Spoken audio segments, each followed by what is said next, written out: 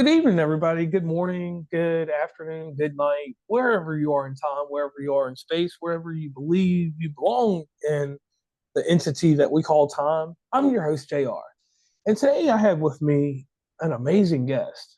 Now, when I bring somebody on of this caliber, factors have to come into play. We have to stop time, we have to stop space, we have to make a continuum that makes sense for that person and me. And usually that person is another podcaster. This young lady has made a podcast, and her podcast has grown. It's growing.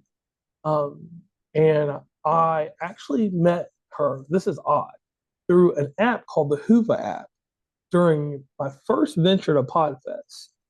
And we talked a little bit on that. I don't think we even see each other first year. I don't think so. Mm-mm. But you were very consistent. We kept a conversation going. I think we like exchanged social medias like fairly quick, and we linked up there. I followed what she does because I'm a fan of podcasting, and when I talk about being a fan of podcasting, I'm talking about I listen to the show and I figure out what's great about it, what's good about it. So I do the good, bad, and ugly. And this show right here, it really keeps you grounded. But when I say grounded, I'm talking about in the mindset that you keep your mind open, like you did the first time you read a book that you really like, or a time when maybe you embrace something that's not to the norm that society has set. So this young lady I had with me, for a time, her show was based out of the beautiful state of Maine. Still has derivatives that come from Maine, but now she's a part of my ecosystem. She's part of the ACC, which that means she's part of Virginia, Southwest Virginia to be exactly. We don't want to go into too much detail because I don't want anybody to stalk her and find her or anything. Even though she always has a warm door open to anyone that wants to come by and talk or whatever. You know, she said on her own podcast that she has an empty room or an extra room, not empty room, extra room. And her name is Amy Fagan, and her show is called Grounded in Maine. So when I do these intros, I made that one a little too long. I did one of those monologues like I'm Johnny Carson. I'm going to pass the floor over to Amy. Amy, please do me a favor. Now, something nostalgic to the West Virginia Commonplace show, which is part of interviews and sessions, is we ask, who are you? So can you give us a synopsis on who Amy Fagan is? And at the end of that, can you tell us about this illustrious podcast of yours? Sure. Yeah. Well, first, I'm thrilled to be here, JR. And shoot, call me young lady forever, and I'll be here every week. Um, my name is Amy Fagan. I am from Maine. I lived my first 49 years, actually, most of 49 years in Maine. I did live in Utah for 1 year, but Ooh, most of the time I was in Maine. And I just moved from Maine to Virginia in August after getting divorced in July. And I moved to Southern Virginia because I moved with my little critters. And they have to be in agricultural land, and it had to be affordable because I am a one person now. okay. But so about Grounded in Maine podcast, I started this podcast in 2022. I started talking about it in 2020. It is about sustainability. I talk to folks all over the world about what they are doing, which is very cool in the sustainability realm. I've talked to people who make their own vegetable broth, to people that live off grid, people that, make things, and people that buy things. And, I have not talked to anybody yet who puts solar panels on homes. I have talked to a community solar company that does solar farms. But I actually had goals in making this podcast. One of them was to learn how to make laundry soap and to learn how to raise mealworms for my chickens. And that one is still up for grabs. I have not figured that one out yet, but Okay. hopefully soon. Now, with everybody, thank you for giving us a portion of your origin story, but we got to go back a little bit. We got to go back at least 47 years. Let's go back 47 years. Everybody has an origin to what they are today. So agricultural wise, environmental wise, what sparked your interest in the world and how it functions through your eyes? Like what year, what age did you start to develop this idea that, hey, there's a better eco-friendly way or a more efficient way to do things without putting too much harm into the world. Because we can't be fully, we're not to the point where we're like biodome or anything like that. But we want to achieve that at some point. So what got you here? What year was it? Was it that young, or was it in your teenage years, or was it in your 20s, 30s? When was it? It was definitely not that young. I know in my teens we were recycling, but I believe we probably threw a lot of stuff away at the same time. I sort of joke about the podcast because I grew up in the 80s. And the 80s, from what I remember, were excess. Like everything was just bigger and, big hairspray and big jewelry and all the plastic and everything was just more and loud engines, all that stuff. And I feel like, so the joke is that now we're paying for that. Like I created that, me as part of the whole 80s generation, etc. And so this is my way of sort of trying to make it better. Okay. So going along with the narrative, at some point, you know, let's skip a little bit into, a presidency. Let's go to Clinton, Al Gore. We don't do politics, but here's the thing.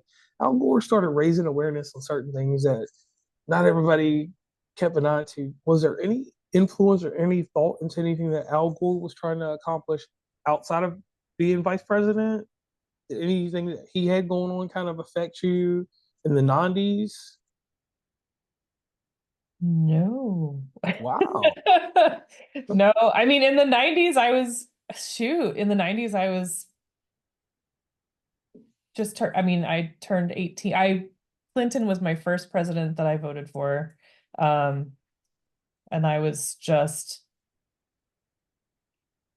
18. Okay.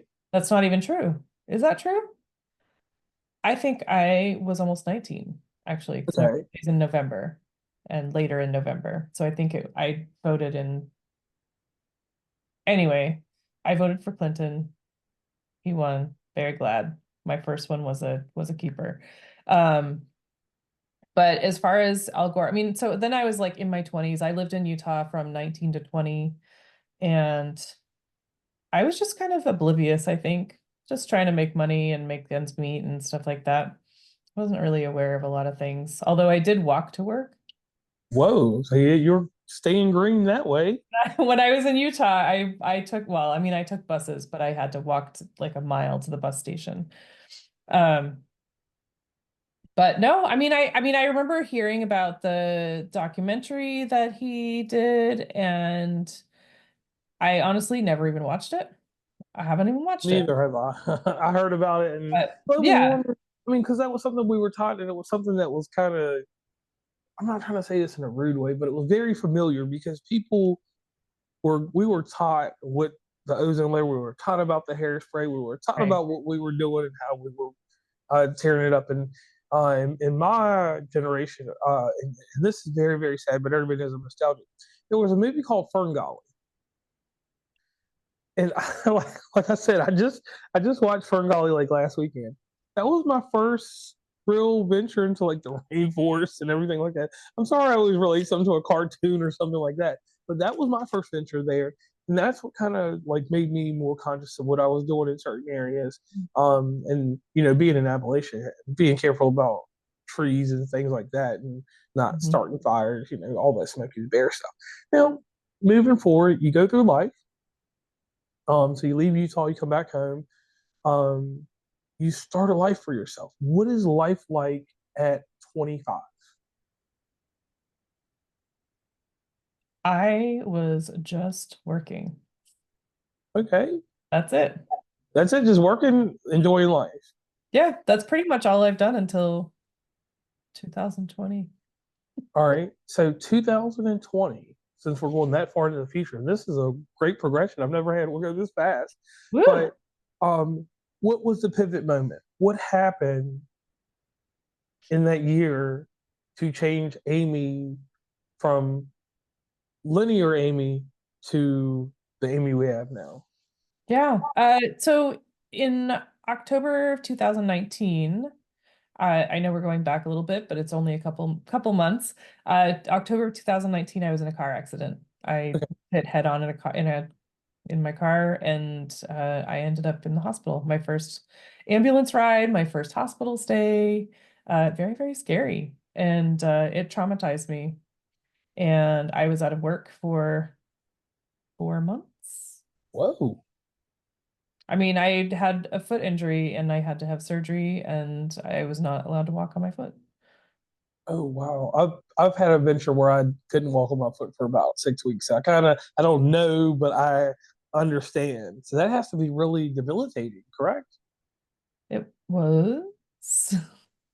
It Okay. was. It was a lot of things. There were a lot of things around that, but just I think part of it was um I don't want to be as dramatic as like my brush with death, but it was very traumatizing. I was out of work. There were very dark moments, I will say.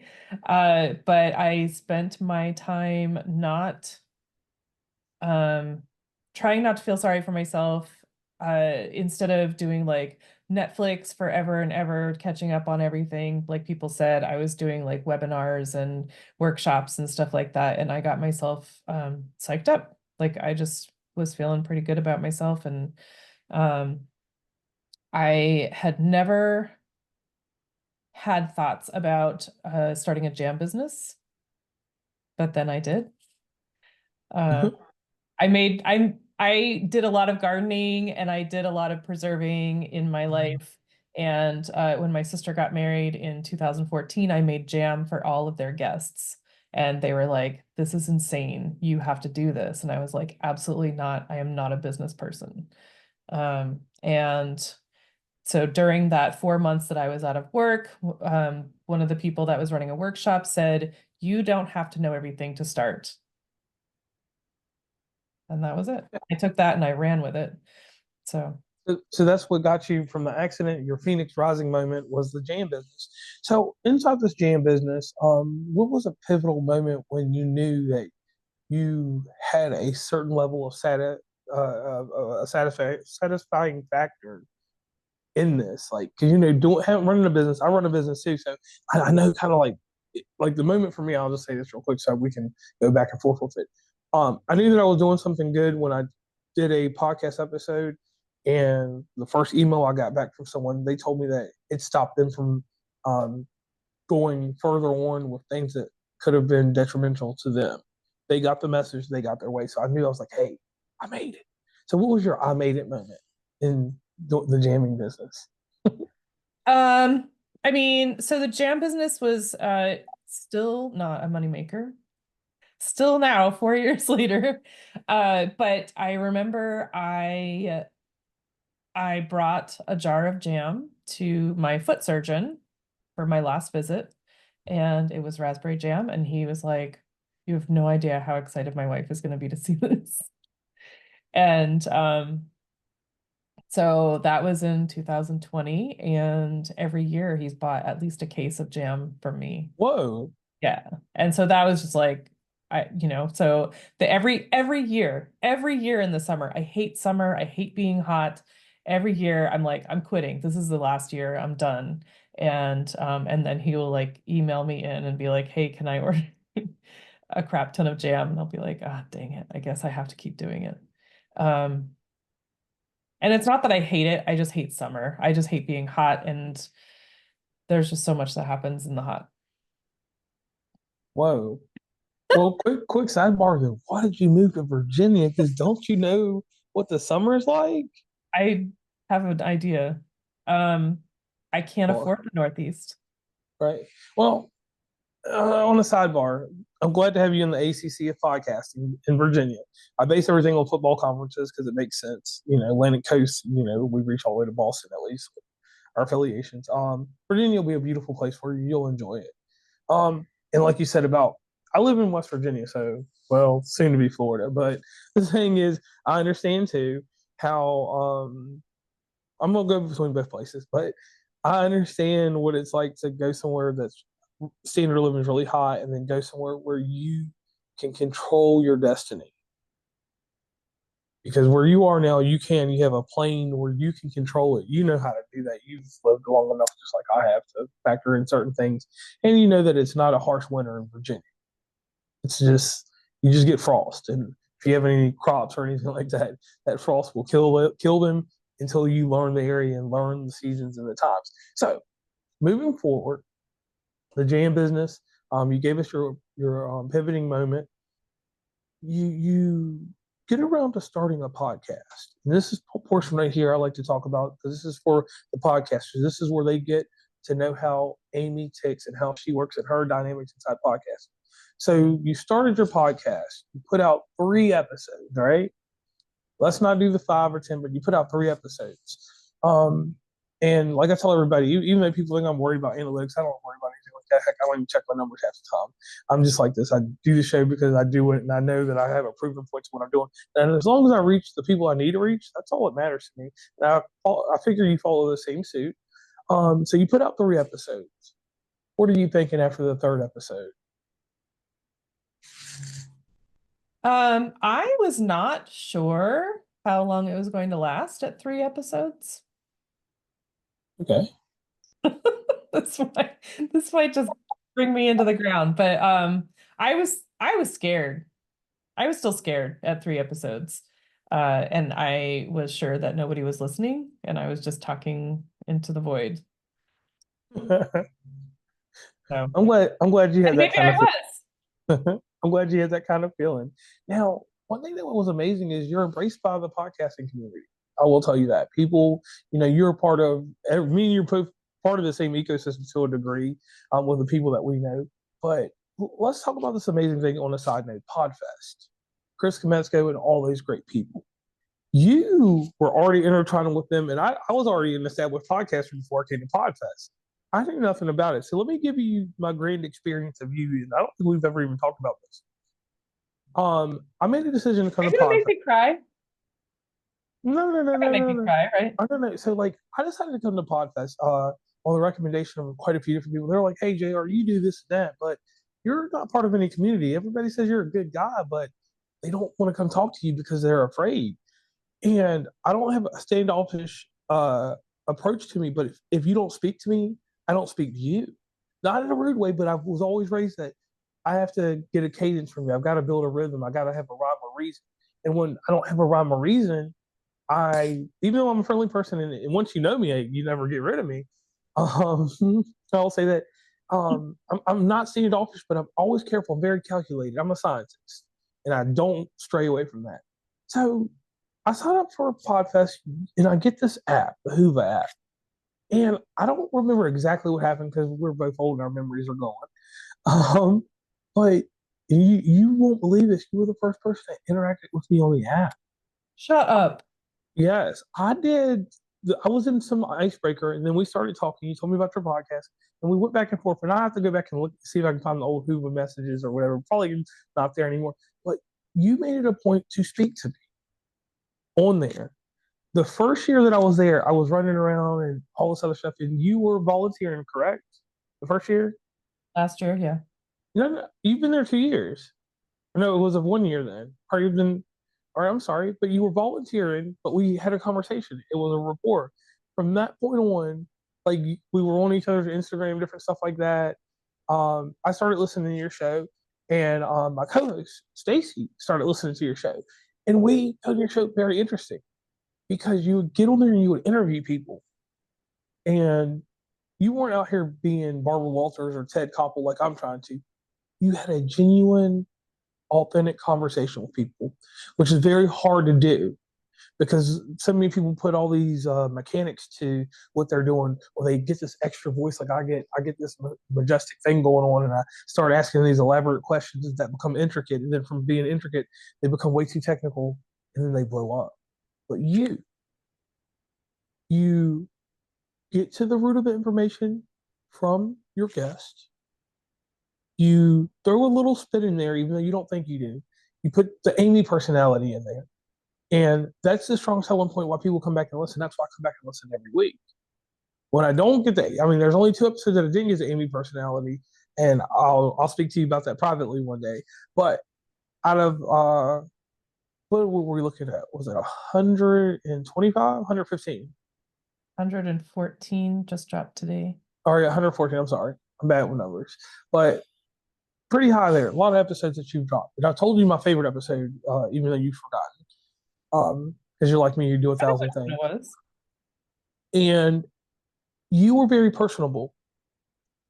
Having that type of um, mystique to you, because you have this mystique to you, and this is a very personal thing I'm about to say. I have a mystique. Yeah, you have the mystique to you because it's like this kind of like you're so calm and nice. You're like the girl that when I was in school, I would think about you. So I'd be like, hey, what is Amy doing? Because you have an interesting value to you. And then with the fellas, I'd probably be like, hey, Amy, she does a nice little thing over there with whatever she got going on. You know, you have a magical mystique to you, so you kind of have that kind of take with me, and that's a good thing. And just the way that you carry yourself. I heard you interview another podcaster, a young lady from out of Massachusetts, God, Miss Russo, Ah, and you interviewed her, and you got the great elements out of her. You made her sound like, I mean, she's an interesting person regardless, because she's hung out with me and stuff like that too during the podcast stuff, and she's someone that I talk to here and there also. But you made her more interesting. You made me want to go back and listen to her podcast. Actually, make it a weekly runner, which used to be just a monthly runner, and I'm going to give you credit there for that. Like, no offense to her or nothing, and no disrespect, but she was usually just a monthly runner, and now she's on the schedule because I've listened to a lot of shows. I'll make sure I at least get 3 of her episodes in a month. so I Uh, made her more interesting to you? yes. Wow. So keep up the interviewing and all that stuff. You got your chops there. I'm not saying you're Barbara Walters, but I'm saying you're probably the person that wrote the story for Barbara Walters, and Barbara Walters did it. So take that and run around with that, and pat yourself on the back and flex your muscle behind that.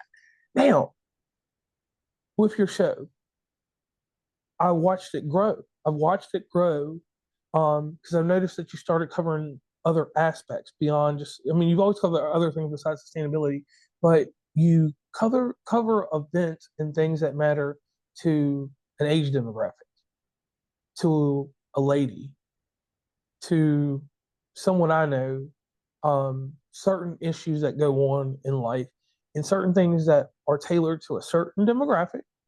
We will get this taboo thing out of the way right here, menopause. And here's my reason why. Because as we're all aging, we're all going through that gap. Everybody's 40 and higher. We're getting up there. So there's certain things that are going on. As we say in the country, that change life. I like the way that you do a take on it because it made me interested in it. Like I wanted to learn a little bit more, and I hope that we get more in the future. Oh, Um, wait. you You know, just because, wait. right? Because it's an interesting thing. So the thing that you do there is very uncanny. You make people want to learn, encourage it without you even know that you're doing it. And that's the great thing because if someone ever told you, you probably stop, right? I don't know. Right. Well, you know now, so don't stop. Now, going forward in the podcasting process, this is what I need to learn. And this is one thing that we used to do on a show called Podcast Collides. So I've got a few questions that are podcast oriented. I'm Amy, and I'm deciding to make a show, an episode. How does that process start and how does it end? Oh, that's not pretty. How do I produce a podcast episode? Yes. Hmm. I mean, so most of the people that I interview, I have been following for a while. I follow them on social media. I know a lot about them. I have conversations with them. So we have a rapport. I will tell them that I am very interested in this, like the story of where someone goes from, like you were asking me, like, what is that turning point for you? So I am always looking for that for someone as well, because I feel like the people that listening, a lot of them might be um, intimidated or overwhelmed by the thought of sustainability. There are so many things that you can purchase that say sustainable on them that are super duper expensive, and people feel like it's out of they're just not able to attain that because they don't make enough money or whatever. But the fact is we can all do something. And so just to like last week's podcast guest, Natalie Hodge, for instance, it has a media company. She has tried growing things for years, and she's killed them all. But so doing this media company thing, she'd had guests that would give her plants, and she was like, "They are giving me these plants. I am gonna be darned if I'm gonna kill these things." So she spent time with them every single day, and now she's a plant addict. And she has a little garden on her patio, and she just, she's in love with gardening and container gardening even. Like, she doesn't have a big garden. She just has pots on her balcony.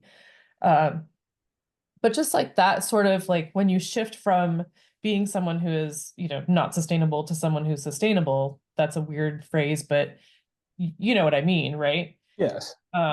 So I want to get that from them so that other people can hear that, because there are other people that are maybe thinking about it, but they don't know how to start. And that's kind of where I'm trying to get to. Not necessarily these people have lots of money and they're spending tons of money on, solar panels or whatever. That's close to my mind. I'm having solar panels installed on Friday. Oh, wow. I live in Virginia now. My AC is going to be going 24/7. But so Except I in the winter. except in the winter, but I have electric heat too. Oh, oh, oh, Yes. Um, oh. so I just so I interact with these people a lot. I feel like I know them pretty well, so I can ask them interesting questions, and it's also just it's I always say it's a casual conversation because I don't want to be over people's heads and talking about things that they're just going to be like, their eyes are going to roll back at their head and they're just going to be like, that is just too much. I can't do that. Um, and when I first started, I had free Zoom.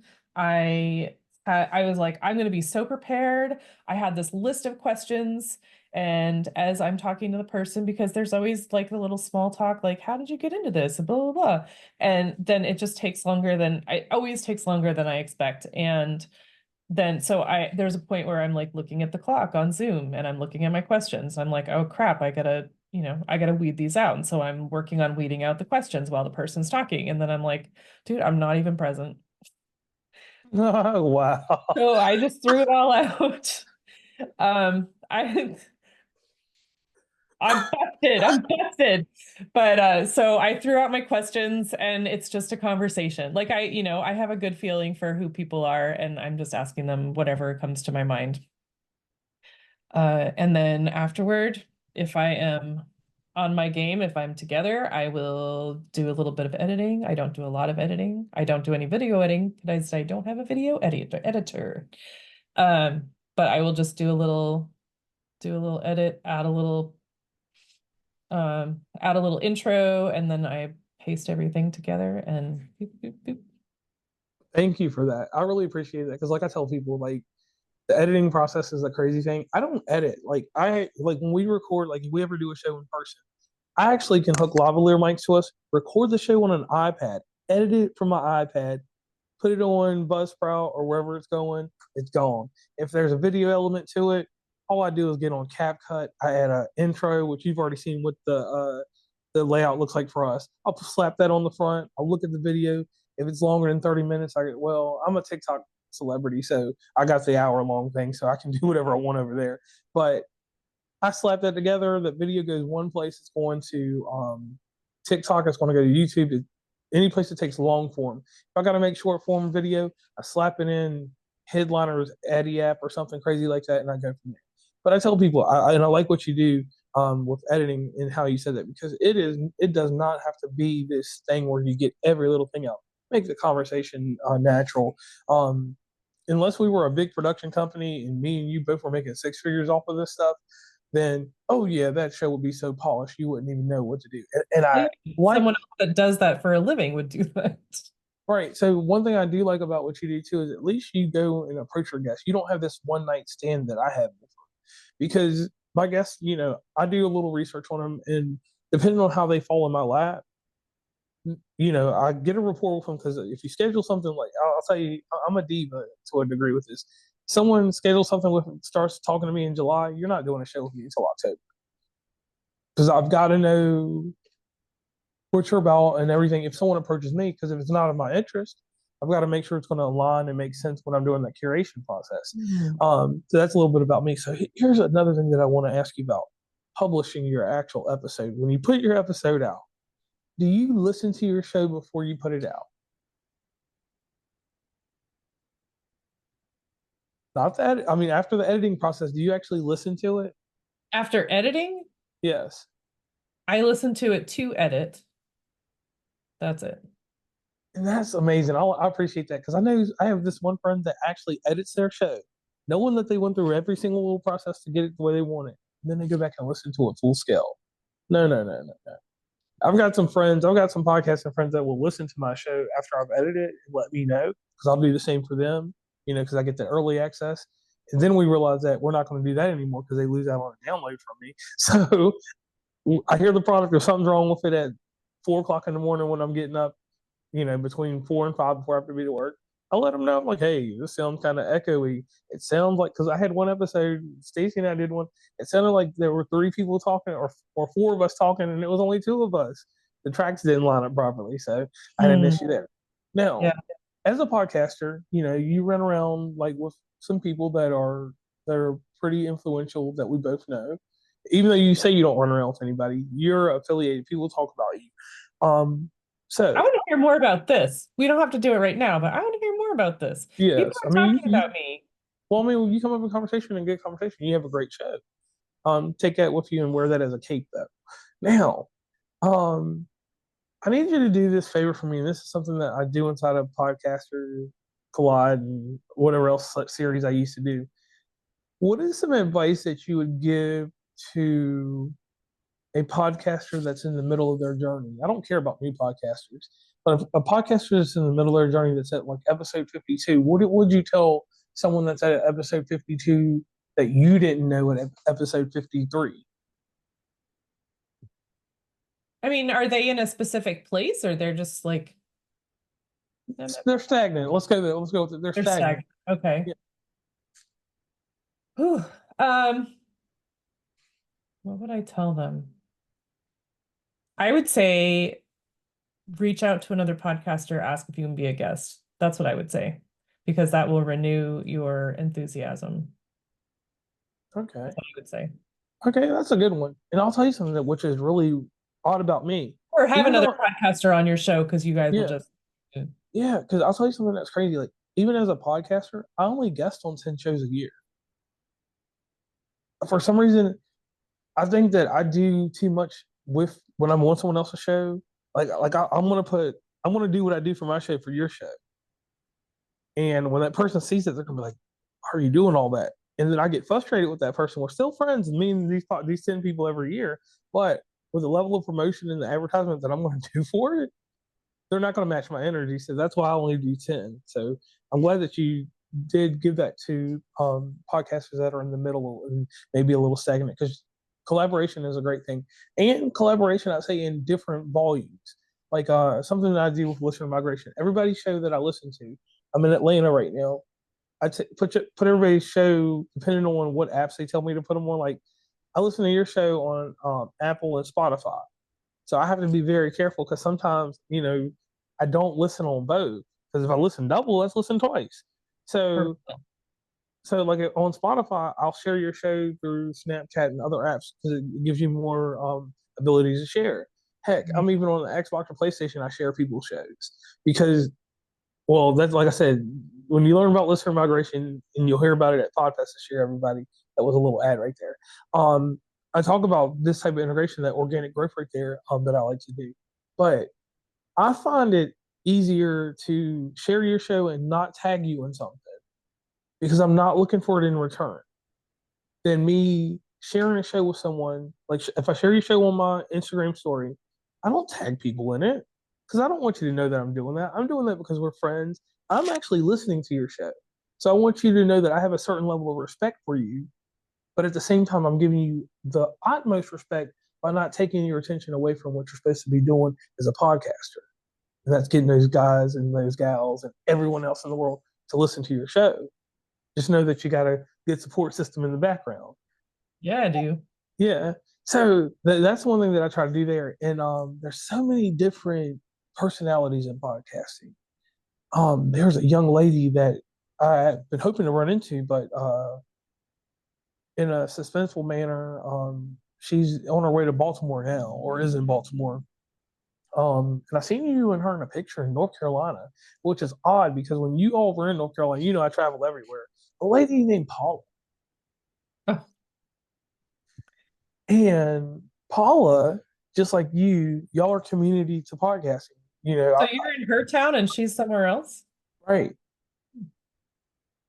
Which is odd, but that's how it works with me and anybody. Pass through everybody's city and town, but I'm here so quick and gone so quick that you never know. No So moss goes on that girl. yeah, she's one person that I would like to get on the show at a different point. To talk and heck, I know collaboratively I'm going to bring everybody on at podcast. I've got some crazy things in store there. But off of me, back to you, Amy. So you're out here and you're podcasting. And I'm not a stalker or anything, but you're across different message boards that I'm in, Empower Podcasting, different things like that. You encourage and you embrace podcasters. That's something that not a lot of other podcasters do. Heck, I don't even do that. If you're part of my ecosystem, you're going to get the JR rub. But if you're not part of my ecosystem and you're like an affiliate to an affiliate, so like I'll give you a great example. Say like if Amanda hadn't have met Stacy and I at Podfest and I had listened to your show, I would listen because I listened to your show, but she wouldn't be in the circle. She would just, and not because I'm hostile or anything like that, because I'm a very friendly person, too friendly sometimes. But I personally like other people to build communities. You're a community builder, even though you don't think so. I kind of see in your face, like, I don't know I build communities, but you do. You bridge the gap between people inside of podcasting. So I want to commend you for that. Thank you for that, because it takes a lot of tenacity and a lot of heart to do that, because you could just sit back and be me. Mr. I don't brag, but Mr. I got a championship belt on. You see it. If you want to come along with me, come along. If you don't, hey, this train, this ride, and this show is going wherever it's going. We're not waiting. Right. So I want to thank you for that, because you bridged the gap with quite a few people, even Paula. Like not saying I didn't have any interest in Paula, but she was a bright personality. But I'm a more subtle person. You don't, I always say success is silent and different things like that. I don't broadcast a lot like that, but I like that energy from her, and I like that you put that together, and the way that you interact in communities. Like I said, across social media, you are very, what's the best word? I don't want to say supportive, because it goes a little deeper than that. You're really encouraging, but take that right there and make a pair of shoes out of that. So going further on, and notice if you pay attention and you go back and listen to this audience, and Amy, I told you different things to do with these different things, so I hope you remember them. You as a podcaster, you have the same frustration I have.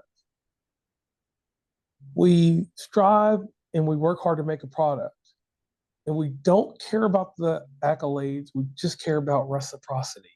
Mm-hmm. Like sometimes we just want someone to just come back and be like, hey, this was amazing. And we get that sometimes, but I'm going to say it's far and few for me now. But when I first started, it was really encouraging. How do you handle the pressure? Because it's a hard pressure, and you may not think it's a pressure, but I'm going to make it pressure for you, just like it is for me. It's going to be a high PSI. How does it feel sometimes to know that you're doing something great, but it just feels like, man, nobody gives a rat's ass? Like, how does that feel for you as a podcaster sometimes? I try really hard to not think about that. I try really hard to not think about that. Usually it doesn't bother me. I mean, I will say for the most part, doesn't bother me. I get so much out of just having conversations with different people. I I've said this a million times on the podcast. Like I feel like I'm addicted to these conversations. Like when I get done talking to someone, I'm like, when is the next, like when is my next hit? Like when do I get to do this again? Looking at my calendar, like how much longer before? Like I've got a conversation coming up on Thursday. I am so excited. I have not had a podcast interview in a couple weeks. So I'm really looking forward to that. Um, but I get so much satisfaction out of just having conversations with people and learning about different people and just growing my network, my community. You know, if someone wanted to give me money, I'm not gonna be mad at that by any chance. But um, I get so much out of just talking to people. Honestly, I'll talk to anybody. And see, that's the great thing about you being a purist and, actually acknowledging that. And that's going to be the gem inside this episode because you're letting a podcaster that's going, that's stagnant, that's anywhere inside podcasting right now, that it's all right to have positivity and it's all right to let that negativity sit in the background. You don't have to do it like me and sometimes just it gets to you. Mm. Now, inside podcasting, we have all kinds of different things that go on. We have different outings. We meet different people. We become family with some of these people, and in some instances, like I'll say this. This is crazy. I have three different cores of podcasting friends. I've got my great internet friends that I'll never meet. Like I have one friend. He's a podcaster. He's my best friend, but he's anonymous. I don't even know who he is in real life. We What? talk. Yeah, He's and anonymous? yeah, he's anonymous. He has an anonymous podcast. He has a name for it and everything, and you can hear his voice. And I probably could have used some of my Walmart muscle back in the day to figure out who he is from camera, but I didn't. And I know he's in Tallahassee, so I'm going to be in Gainesville this weekend, so I might go to Tallahassee. If I take a slither that way. But me and him will never meet. Him and his wife do a podcast, and I thoroughly enjoy it. But me and him are best friends inside podcasting, and like I wanted to ask you this: do you have like some podcast friends that you haven't met that are like, I'm gonna. This is gonna sound really shallow and weak of me when I say this, but please, everybody, embrace this. My podcasting friends are better friends to me than the real friends I have in real life. True story. I mean, I've got friends that I have friends from high school that I've been friends with for 35 years. And we have got a Facebook Messenger thread that has been going for years, and we just check in with each other and we support each other. Other than them, podcasters are my besties. Right, and it's something about them because everyone has different access to me because that's what I do. Because like I told you, I'm a scientist. Some people have the personal package. You know, it's only about 15 that have that personal package. Like there are certain people that can reach me by a text message and a phone call. They can directly FaceTime me. Those Right. people are intimate friends, and I don't tell them that. I just don't do that because if I ever let them know that, then they'll be like, "Oh no, he's always traveling here. He might bring me a sombrero from Mexico or something." So I don't want to give them that kind of exposure or usage. JR, you can bring me a sombrero from Mexico anytime. Or My or something. door's open. Right. And then I have my other friends that are kind of boxed in. They're social media friends, and I keep them and look, I told you I'm a real scientist. I'll keep some on Instagram because one thing about Instagram, I don't answer very much. Because I'm a person that really prides himself on enjoying the laziness of who I am. My notifications for all social media, and I even like for 2 weeks, I turned off the notifications for text messaging and my phone. I answer to the call of when I want to look at it. I don't let something dictate when it comes to me. And I've been that about social media for the last 5 years because I just can't let it. It gets overwhelming sometimes. And I know it happens to you too. That ding, ding, ding, this and that, and all that other stuff. So, how do you handle the social media aspect of being a podcaster? Does that annoy you sometimes? Like, because there's one person in particular that's in a foreign country that always wants to message you about promoting. What? You never had the people over across in Eurasia ask you about promoting your show? We can get you Oh, 10,000 sure. downloads. They just get spammed. Um, Sorry if you're listening. You've gone to spam. You're long gone. Um, So social media for me it is exhausting, but it's worth it 100% for me. Like I mean, especially now that I'm on my own, like I rely on it quite a bit. But I mean, I think that for me, with my, the people that I've had on my podcast I consider them friends. There are maybe a couple that I'm like, mm, that was a one and done. But Yeah. most of them, almost all of them, I'm still in touch with and I follow them and I comment on stuff and oh man, I mean, I legitimately like these people and I support all that they do. So I follow them and there's a lot, so I'm looking for new people on social media and, wherever, and I'm still with the older people. So I like, it's a very busy thing for me, but it's also very fulfilling for me. I run out of time. Like right now I'm glad that I don't have the jam business because it's just one more thing.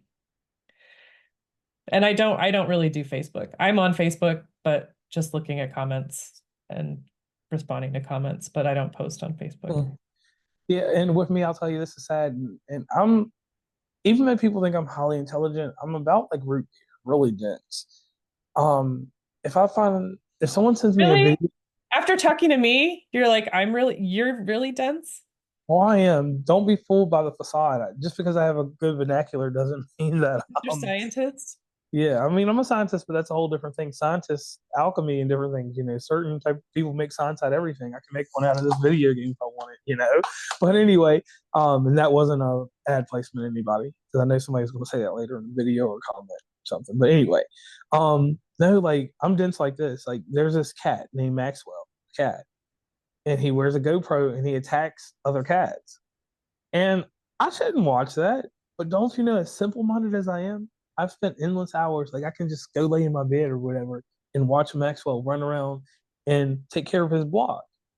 And I'll listen to the different terminologies and the different people across the United States and across the world that put their spin on it. And I'm highly entertained by this cat roughing up other cats because he has a code. He doesn't hurt kittens or females. But if you're a male cat, better get Look off his out. block. Oh my If you gosh, can you send that to me? My feed is full of cats and cows. Okay, I'll definitely send it to you, and there's something there. And then I have this strange, weird infatuation with goats, and I watch everything goats except someone was really trying to disturb me, and I'm not trying to be graphical, but a hawk like a flying bird, took a goat off a mountain, and for some reason, because I watched the video through the full time, I watched it on TikTok. So TikTok's weird. So after that, I started getting goat videos of goats being taken away or What? goats being taken away. More than Hawk, just the one? yeah, there's Damn. all, and then the Hawk's taking everything from small dogs to everything else. I was like, huh, and I feel a little sadistic because I watched it, and now this is happening. So like I skip over the videos, but I seen one video and it was a goat fighting a bear, and the goat just did a little dodge move. We know what happened to the bear, and I watched the bear fall all the way down, and I felt guilty inside, but I smiled and then I turned it off. And I said, JR, don't do that again. And I haven't done it since, but people ask me to send that video and I send it to them very with no emotion. I'm just like, I need the goat to live. Bear's a bigger predator. He should be wiser. So I try to justify it, and that's where it got weird. So we'll stop Hmm. there. But I mean, if you've seen it, it was somewhere in Scandinavia. The goat just ducked down and the bear went over top. And I just want to know how the camera followed him all the way to the ground. And the three little And that's why I was watching. I wanted to see how the bear fell and how it was recorded. right. That's what I really want to know. Like, how did they get him hit like four times? I mean, I don't care about the impact. That's none of my business. That's between him and whatever entity he believes in. But I just want to know that. Now, on to something else. I could go on about all kinds of other things. Everybody has a mission statement. My mission statement is simple. If you seek the uncommon, where do you go? You don't go to West Virginia. You definitely don't go there. You come to West Virginia Uncommonplace, or actually WV. That's one thing I do want to clarify for everybody right now. I love the great state of West Virginia, but because of me, being I don't even know if I'm really a resident of West Virginia anymore because I travel so much. I've just taken WV and I've left it there because they've supported me. But I don't really say a lot about West Virginia. I do different episodes, but I just say WV. I was going to ask you this question: with you being in Virginia now, will there ever be a sub series where you're grounded in Virginia? I thought about that. I thought about it. But I've spent my whole life in Maine, so I will always be grounded in Maine. Okay. Well, I mean, if you ever do decide to like a limited series, like in the winter time, like you did a grounded in Virginia, the winter experience, because you've been in severe winter. You're from severe winter. Like your summers are dry and very humid. I will say that about where you were from. But your winter will sometimes last. Well, it's not as bad as Vermont sometimes, but your winter lasts sometimes all the way to May, right? And all of that runoff. That's the only thing. Like whenever I worked in your area, in Maine, well, especially Portland. Shout out to Portland, Maine. If anybody's up there, and my two podcasters that are up there, that have the now defunct podcast that I won't speak about, but shout out to Maine. All of that runoff from the ice that builds up. How did that ever affect you up there? No, No. no. I mean, it eventually sinks into because the winters are so dry, I think that eventually basements flood and stuff, but generally it just saturates the ground. Yeah. I always wondered about that because my people in Vermont, they're like, we hate it, but we love it here. I'm just like, give me some maple syrup and I'm gone. But anyway, now to wrap this up, because I've had you on for quite some time and you have a busy life, just like I don't have a busy life. I'm just, like I told you, I record at leisure now. I'm not even a true podcaster anymore. And I'm sad to say that. But, when I have an interesting topic and agenda, which is you, I like to, have someone on the show. We can do this candor, this rapport that we're building, and it can become something, more, podcasting wise. Now, you have plans. In audience, if you listen to this week's episode, which you'll hear this show tomorrow, definitely tune into that. I'll put it in the show notes. And if I forget to put it in the show notes, you can always head over to West Virginia Uncommonplace Instagram story, and you will see Amy show up there too. That's another way to get her. And she's across every part of social media. Hold on. Nostalgic thing from West Virginia Commonplace. It's called the Shameless Plug. Can you do that real quick? Say Go that ahead and again? give the Shameless Plug. Like the Shameless Plug. Like you tell us about your show, where they can meet and greet you Oh, across the internet. yeah. You can find me on it's Grounded in Maine podcast. I am on Instagram. I am on Facebook. I am on LinkedIn, but LinkedIn is Amy Fagan. All right. And audience, I have a conflicting thing to say. Um, her amazing podcast host, Buzzsprout. There is a page you can go to that she failed to mention, and you can find out about her podcast. Do you know that page? You know what I'm talking about? The website? Uh, Buzzsprout web. I mean, what? Your Buzzcow your Bud Buzzsprout is my your, host. Yes. yeah, but your website with them. Yes. You didn't mention that. I it is just groundedinmaine.com because Right. I bought the thing.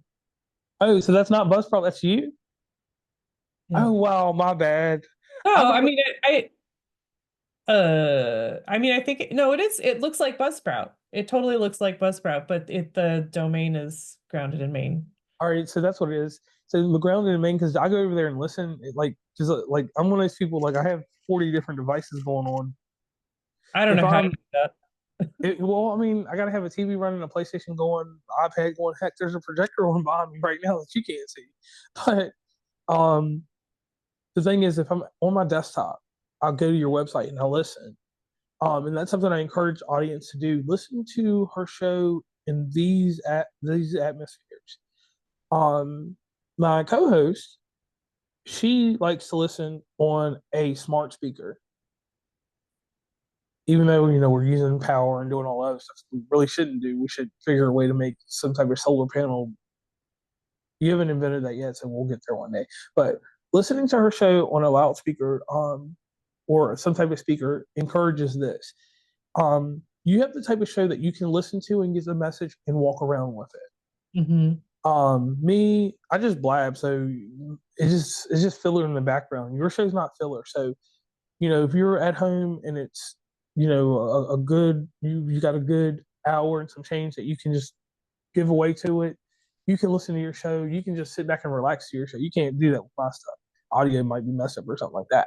But the other instance, like for me, I'm a Apple guy, so I got AirPods in my ear. Listening to her show in these sessions on the ride to work, everybody tells you that one, but I don't tell you that. I tell you during work when you decide that you're clocking out of work, even though you're still at work, put the headphones in and get something informative from Amy's show. Then the next bit, this is where it gets a little wild because, like I said, I'm a media guy.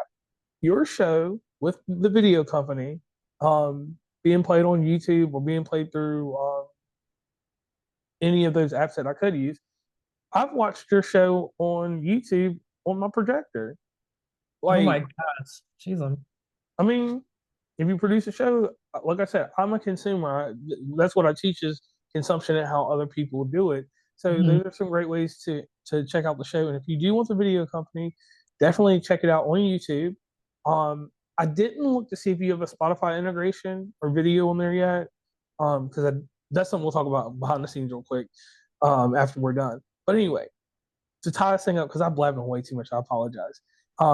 Here's the thing: you have a mission statement. I need you to give your mission statement to the audience. Then I need you to close the show the way that you would close your show if your show was like my show. As if my show was like your show? Is that what? Yeah, like actually throwing an ending on the end. Without the cool music, but like I've got to have a selling point at the end of it. So give us an outro after you're done. Oh my gosh. Okay. So my mission statement is to encourage people to be creative about the way that they are being sustainable because there are so many ways to be part of the solution. And it does not have to include money. So, thank you so much for listening today.